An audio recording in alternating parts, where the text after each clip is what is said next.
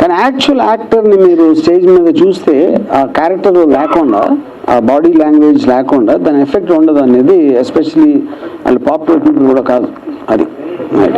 Sir, this is Madhav. Hi sir, here. Yeah. Many times you said you are the admirer of KCR garu. So how do you see the assembly election results of Telangana? How I see, I mean, the way everybody saw. In terms of, అంటే ఇప్పుడు నాకు Revanth Reddy also is very close to me. You know Revanth Reddy నాకు పర్సనల్గా తెలుసు, కేసీఆర్ గారిని నేను ఎప్పుడు కలవలేదు, but I use to admire him as a political leader. Yeah, so ఇప్పుడు నాకు వాళ్ళిద్దరూ రెండు కళలు లాంటి వాళ్ళు అన్నారా ఏమన్నా? అంటే తెలంగాణలో ఒక కంట కన్నీరు, ఒక కంట పన్నీరు. ఓకే, ఈ రిజల్ట్స్, ఈ ఎలక్షన్ రిజల్ట్స్ ఇంపాక్ట్ ఏపీలో అలాగే ఉండబోతుందా? First of all I'm not an expert on elections.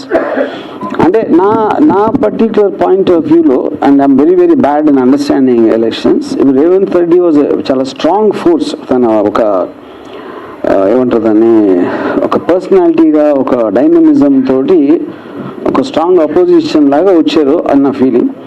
అదే అక్కడ ఏంటంటే సిబిఎన్ గారు చాలా సంవత్సరాల నుంచి ఉన్నారు, and is not nothing new, and is probably at the lowest period of time ఇప్పుడు. అండ్ పవన్ కళ్యాణ్ గారి కన్సిస్టెన్సీ అందరికీ తెలుసు. సో ఇక్కడ తెలంగాణలో కేసీఆర్ కొన్నంత స్ట్రాంగ్ అపోజిషన్ అక్కడ లేదని నా ఫీలింగ్. యా, అదే నాకు చాలా స్ట్రాంగ్ ఫీలింగ్ ఏంటంటే పవన్ కళ్యాణ్ చంద్రబాబు గారు కోవర్ట్ అని జనసేన పార్టీలో. యా, ఇంక దాని తర్వాత పొత్తు అనే దానికి మీనింగ్ ఏమైనా ఉంటుందా నాకు తెలీదు. యా,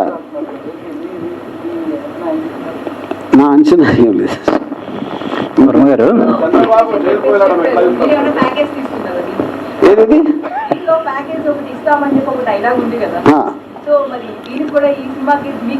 నాకు ప్యాకేజ్ ఇది ఇప్పుడు అది అడుగుతూనే ఉంటారు. ఓకే, నేను